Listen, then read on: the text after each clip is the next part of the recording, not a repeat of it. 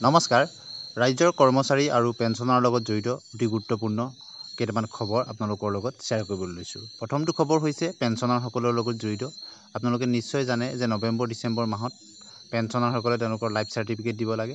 গতিকে SBI তৰফৰ পৰা ষ্টেট বেংক অফ ইণ্ডিয়াৰ তৰফৰ পৰা পেঞ্চনাৰসকলৰ কাৰণে লাইফ চাৰ্টিফিকেটৰ ক্ষেত্ৰত এটা অত্যন্ত ভাল খবৰ আহিছে।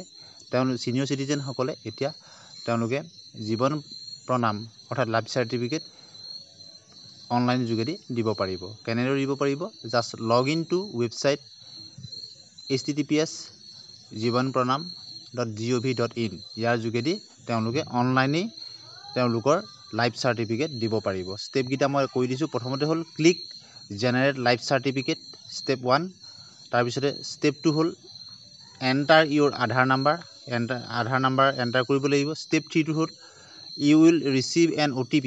আপোনাৰ ৰেজিষ্টাৰ্ড মোবাইল নাম্বাৰত এটা OTP যাব। Fill it and you will get your life certificate. OTPটো অহাৰ পিছত আপুনি ৰিকুৱাৰ্ড ফিল্ডকেইটা আপুনি ফিল আপ কৰি দিব লাগিব আৰু তাৰপিছতে আপুনি আপোনাৰ লাইফ চাৰ্টিফিকেট লাভ কৰিব।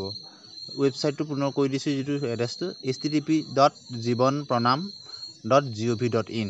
গতিকে পেঞ্চনাৰসকলৰ কাৰণে এটা ভাল খবৰ। দ্বিতীয়টো হৈছে চেলাৰী বৃদ্ধি সম্পৰ্কত। এইটো খবৰটো হৈছে কলিকতাৰ। There is a good news for the contractual workers of the state government association with the Kanyashree and Rupashree scheme. Kanyashree আৰু ৰূপাশ্ৰী স্কিমৰ কৰ্মৰ কণ্ট্ৰেকচুৱেল টিচাৰসকলৰ কাৰণে এটা ভাল খবৰ আহিছে। দুৰ্গা পূজাৰ সময়ত তেওঁলোকৰ দৰমহা বৃদ্ধি সম্পৰ্কত অত্যন্ত এটা ভাল খবৰ আহিছে। The contractual workers association with IT service তেওঁলোকৰ দৰমহা বৃদ্ধিৰ ক্ষেত্ৰত আহিছে। তেওঁলোকৰ দৰমহা বৃদ্ধি হ'ব। The data managers Kanyashree scheme will now get ₹16,000। কন্যাশ্ৰীসকলে 16,000 লাভ কৰিব বৰ্তমান। তেওঁলোকে আগতে 12,000 লাভ কৰিছিলে। The salary of these workers will increase further with experience অনুযায়ী তেওঁলোকক পুনৰ পৰৱৰ্তী সময়ত বৃদ্ধি কৰা হ'ব। গতিকে চেলাৰী বৃদ্ধি সম্পৰ্কত এইটো এটা অত্যন্ত গুৰুত্বপূৰ্ণ খবৰ কণ্ট্ৰেকচুৱেল টিচাৰসকলৰ। For the first 5 years the accountant salary will be hiked by 800 per year. প্ৰথম 5 বছৰ প্ৰতি বছৰে 800কৈ বৃদ্ধি হয়। অৰ্থাৎ 8×5 = 40। 5 বছৰ মূৰত তেওঁলোকৰ 4,000 টকা বৃদ্ধি হয়। গতিকে এইটো যে স্কিমৰ এটা অত্যন্ত ভাল খবৰ। The contractual workers association with IT service accounts and data managers in connection with this two social schemes will be the beneficiaries. তেওঁলোকে লাভ কৰিব পাৰিব। এই notification in regards has already been release. Notification প্ৰকাশ কৰা হৈছে। The accountants associated with the two social schemes due a salary of ₹15,000 per month. তেওঁলোকে প্ৰতিমাহে 15,000 দৰমহা পায়। হুইচ উইল বি নাও 21,000। এতিয়া 15,000ৰ পৰা তেওঁলোকে 21,000 হ'ব। অৰ্থাৎ 6,000 তেওঁলোকৰ দৰমহা বৃদ্ধি হৈছে। The accountant salary will be hiked by ₹800 per year which means after 5 years their monthly remuneration will be 26,000। সেইমতে তেওঁলোকৰ 800কৈ প্ৰতি বছৰ বৃদ্ধি হ'লে 5 বছৰৰ মূৰত 26,000 টকা হ'ব। আফটাৰ 10 years 10 বছৰৰ পিছত ₹32,000। 10 বছৰৰ পিছত 32,000 এণ্ড 15 yearsৰ পিছত 40,000 হ'ব। After that increase will be ₹1,200 per years. সেইদৰে প্ৰতি বছৰে 1,200 টকাকৈ বৃদ্ধি হ'ব। The data managers receiving ₹16,000 per month. Data মেনেজাৰসকলে 16,000কৈ প্ৰতিমাহে পায়। Will be drawing a salary ₹20,000। তেওঁলোকৰ এতিয়া যদি 800কৈ বৃদ্ধি হ'লে 5 বছৰ মূৰত তেওঁলোকৰ কি হ'বগৈ? 20,000 টকা হ'বগৈ আফটাৰ 5 years। আপোনালোকে নিশ্চয় বুজি পালে। এইটো আহিছে এতিয়া সংযোগী শিক্ষাকৰ্মীৰ মাজত হাহাকাৰ। আগজাননী নিদিয়াকৈ অব্যাহতি। মুখ্যমন্ত্ৰীক DLED ডিপ্ল'মা সম্পৰ্কে সম্পূৰ্ণ কৰাসকলক পুনৰ নিযুক্তিৰ দাবী সদৌ অসম সংযোগী শিক্ষাকৰ্মী সংস্থাৰ। আপোনালোকে নিশ্চয় জানে যে অসম সৰ্বশিক্ষাৰ অধীনত সংযোগী শিক্ষাকৰ্মীসকলে মাত্ৰ 1,000 টকাৰ পৰা 3,000 টকাৰ অতি সামান্য মাননীত 2 পৰা 6 বছৰ কাল শিক্ষকতা কৰি আহিছে। কিছু বিভাগীয় কৰ্তৃপক্ষই কোনো ধৰণৰ আগজাননী নিদিয়াকৈ শিক্ষাকৰ্মীসকলক শিক্ষকতাৰ পৰা অব্যাহতি দিয়াত শিক্ষাকৰ্মীসকলৰ ভৱিষ্যত অন্ধকাৰ হৈ পৰে।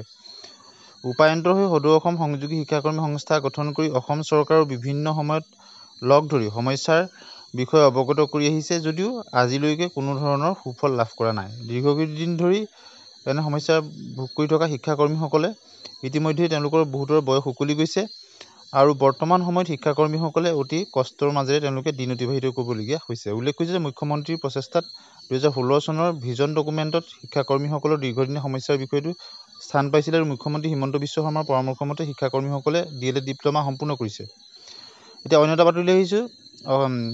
অসম চৰকাৰৰ বিষয়ে বাধ্যতামূলকভাৱে জানিব লাগিব এই কাম শিকিব লৈ চৰকাৰে দিব 10,000 টকা। ৰাজ্যত সঘনে বান পৰিস্থিতি উদ্ভৱ হয় আৰু বানপীড়িতসকলৰ উদ্ধাৰ আৰু আশ্ৰয় প্ৰদানত জড়িত হৈ পৰে ৰাজ্যৰ চৰকাৰৰ বিষয়াসকল। বানপানীৰ সময়ত বিষয়াসকল নাৱেৰে বানবিধ্বস্ত অঞ্চললৈ যাবলগীয়া হয়। তেনে পৰিস্থিতিত বিষয়াসকলে সাঁতোৰ জানিলে যিকোনো বিপদৰ পৰা হাত সাৰিব পাৰে।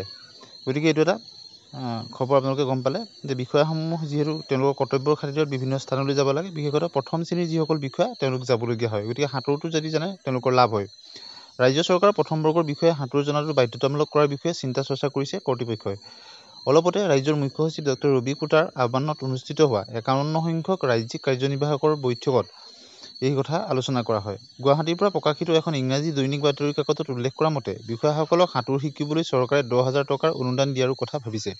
লগতে সাঁতোৰৰ প্ৰশিক্ষণ সম্পূৰ্ণ কৰাসকলক পদোন্নতি আৰু দৰমহা বৃদ্ধিত অগ্ৰাধিকাৰ দিয়াৰ প্ৰস্তাৱো আগবঢ়োৱা হৈছে। বাতৰিটোত উল্লেখ কৰা মতে মুখ্যমন্ত্ৰী ডক্টৰ হিমন্ত বিশ্ব শৰ্মাই এই প্ৰস্তাৱত অনুমোদন প্ৰদান কৰিছে। জানিব পৰা মতে অসম ৰাজ্যিক দুৰ্যোগ প্ৰশমন প্ৰাধিকৰণে ইতিমধ্যে কামৰূপ মহানগৰ জিলাৰ বিষয়াসকলক সাঁতোৰৰ প্ৰশিক্ষণ দিয়া আৰম্ভ কৰিছে। এতিয়ালৈকে 53 জনে এই প্ৰশিক্ষণ লাভ কৰিছে। এতিয়া শেষত আমি আহিছোঁ, cabinet approves the announcement of the productivity link bonus PLB for 78 days to railway employees. Railway চাকৰিয়ালসকলৰ কাৰণে কিছুদিন যোৱা পৰহি দিনা হৈ যোৱা কেন্দ্ৰীয় চৰকাৰৰ কেবিনেটে 78 দিনৰ তেওঁলোকৰ PLB বোনাছ ঘোষণা কৰিছে। In recognition of the excellence performance by the railway staff, the Union Cabinet chaired by the Prime Minister Sri Narendra Modi has approved payment of PLB of 78 days for 2,2,857 crore to the 11,72,240 railway employees. গতিকে এটা অত্যন্ত ভাল খবৰ। কেন্দ্ৰীয় কৰ্মচাৰী বৃদ্ধি পাব। কেন্দ্ৰৰ মোদী চৰকাৰৰ কেন্দ্ৰীয় কৰ্মচাৰীৰ মজুত ভাত্তা 3% বৃদ্ধিৰ কথা চিন্তা চৰ্চা কৰিছে। এই উপহাৰ দিৱালী উপলক্ষে দিয়া হ'ব বুলি আশা কৰা হৈছে। বৃদ্ধিৰ পিছত দিয়ে 53% হ'বগৈ। অৱশ্যে এই সম্পৰ্কত বৰ্তমানলৈকে অফিচিয়েলি কোনো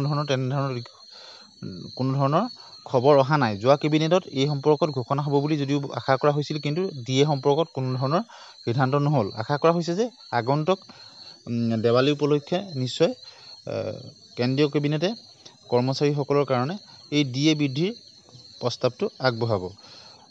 এনেধৰণৰ ভাল খবৰ আহিব বুলি সকলোৱে আশা কৰিছে। আৰু এই সম্পৰ্কত কৰ্মচাৰীসকলৰ বিভিন্ন সংস্থা আছে তেওঁলোকেও কেন্দ্ৰীয় চৰকাৰক এই বিষয়টো অৱগত কৰিছে, যিহেতু মুদ্ৰাস্ফীতিৰ লগত জড়িত ডিয়াৰনেছ এলাউন্সৰ কথাখিনি। গতিকে 3% বা 4% বৃদ্ধি কৰিবৰ কাৰণে বিভিন্ন কৰ্মচাৰী সংস্থাসমূহে চৰকাৰক তেওঁলোকে মেমৰেণ্ডাম প্ৰদান কৰিছে। সেই সম্পৰ্কে আগৰ ভিডিঅ'ত আমি ইতিমধ্যে আপোনালোকক জনাইছোঁ। যোৱা যি কেবিনেটত এই সম্পৰ্কত সিদ্ধান্ত হ'ব বুলি যদিও বা আশা কৰা হৈছিল, তথাপিতো ডিএ বৃদ্ধিৰ সম্পৰ্কত কোনো ধৰণৰ খবৰ নাহিল। তথাপিতো PLB বোনাছেই হওক বা অন্যান্য ধৰণৰ কেইটামান ভাল খবৰ কৰ্মচাৰীসকলৰ কাৰণে আহিছে। গতিকে ভিডিঅ'টো আপোনালোকে শেষলৈকে চোৱাৰ কাৰণে ধন্যবাদ। আজি আমি কৰ্মচাৰী